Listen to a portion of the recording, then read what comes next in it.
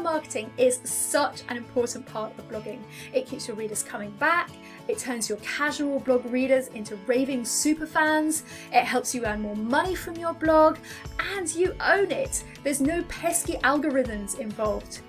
But what if you followed all the email marketing advice and still nobody is signing up for your email list? Hi and welcome to the Productive Blogging YouTube channel. My name is Eb Gagano and today we are talking about 6 reasons why people are not signing up to your email list. Okay, number 1, you don't have an opt-in offer. I hate to break it to you, but the days of sign up for free updates are long gone. Sorry about that one.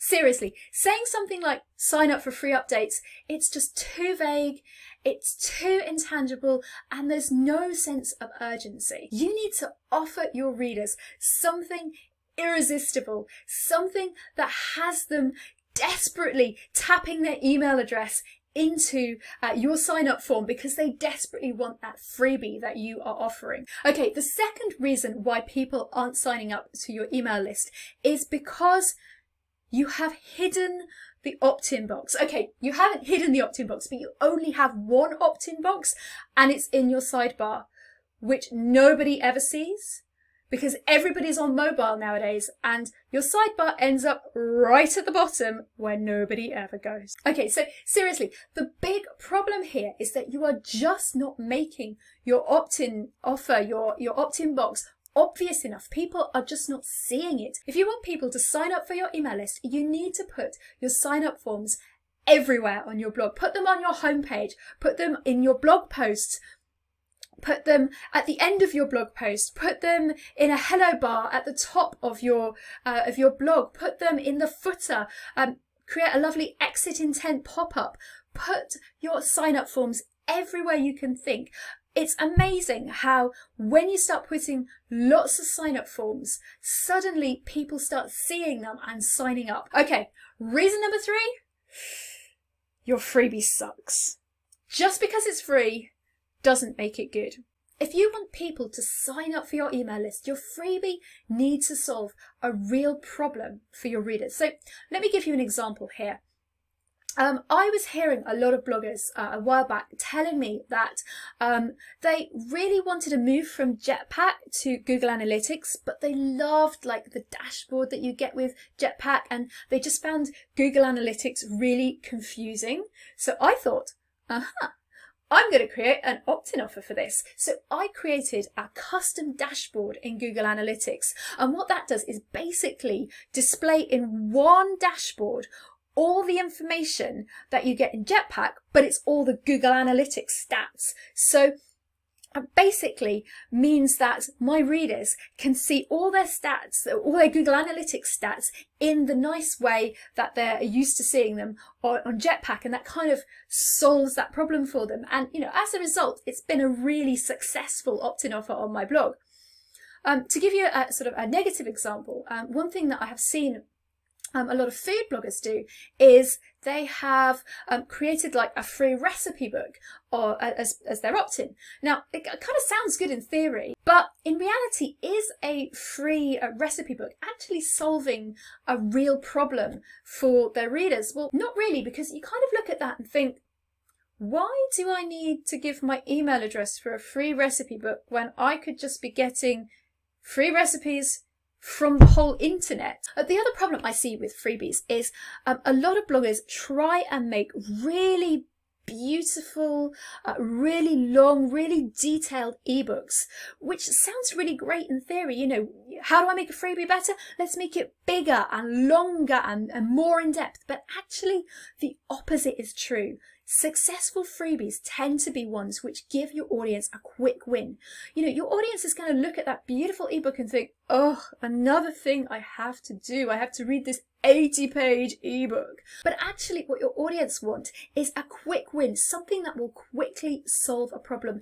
That kind of thing makes a much better freebie than a 80-page ebook extravaganza, however beautifully designed, however much work you've put into it. Actually, that's going to be a much less successful freebie than just a quick PDF cheat sheet or worksheet or something like that. Okay, the fourth reason why people are not signing up for your email list is you've only created one freebie.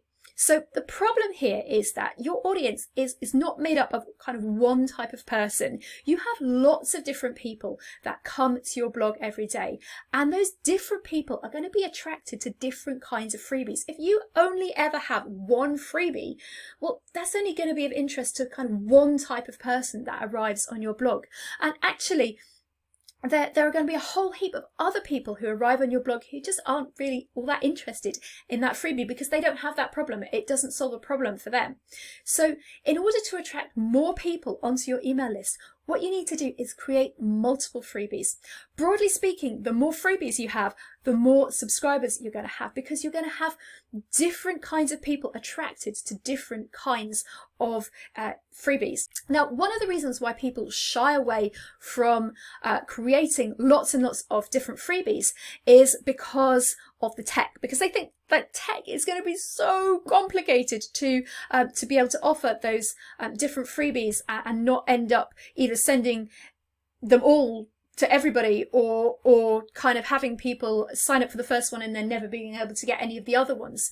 So what I really recommend here is that you get an email service provider which makes this simple. And the one I really recommend here is ConvertKit. ConvertKit is the one I use, and it makes making multiple opt-ins super easy because every single opt-in has its own special sign up and its own special emails. So that you never get the situation where someone signs up for the first freebie and then they can't get any of the other ones, and you never get the situation where you're having to send everybody all of the freebies. You can literally, someone can sign up for one freebie and they get that one, and then they can sign up for another one and they get that one. They're only on your list once. They can even sign up for the same freebie 10 times and they're only on your list once, and they keep getting sent that freebie every time they ask for it. It's brilliant. Okay, and reason number 5 why people are not signing up for your email list is you are creating too many hoops that they have to jump through. So for example, you are giving them a sign up form, and on that sign up form they have to give you their first name and their last name and their email address and their telephone number and the reason why they're signing up and how they first came to know about your blog. And I would say I was joking, except I have actually seen sign up forms requiring that level of detail. Really, you only need first name and email address. You don't need any of the other details. Keep it really simple and you'll get more people signing up. The other problem that I see all the time is people do actually type their details into the sign up form, but then they're not coming through onto your email list because they're getting lost somewhere in between. So the problem here tends to be the confirmation or the double opt-in email, which they have to do before they can get their hands on the freebie. Now, I am not saying do away with a double opt-in. The double opt-in is really important to make sure that you're getting the right people on your list and to make sure that you're complying with the law, things like the GDPR, for example. But what I am saying is make that process as smooth as possible. Make it really clear what's going to happen when they click on that link, so that when they do get that confirmation email, they know that's coming, they know what to do. Make that confirmation email as nice as you possibly can. Some of them look so clunky and so spammy. I'm not surprised that people don't click the double opt-in. So make your double opt-in email look really nice, make it sound like it comes from a human, explain what they have to do, explain that as soon as they do that, they'll get their freebie. Or choose an email service provider that makes this really smooth and really nice and a really great user experience for your readers. The one I recommend, again, is ConvertKit, because they do this really amazing thing and they actually make the double opt-in email also the place where your reader can get their free thing. So when they click on that double opt-in confirm button, you get them onto your list, but that button is also the download button and they get their free thing immediately, so they don't have to wait for yet another email to come in and you don't lose people along the way. If you want more help with this, I've written a whole blog post on this topic, giving you more reasons why people might not be subscribing to your list, giving you more examples and giving you lots of help to fix those problems. And if you want more information about ConvertKit, I've written a whole blog post on 26 reasons why I think ConvertKit is the best email service provider for bloggers. I will put the links to both of those posts in the description below. I hope you've enjoyed this video and found it helpful. If you did find it helpful, I'd love it if you'd give me that thumbs up and subscribe to my channel, and I will see you in the next video.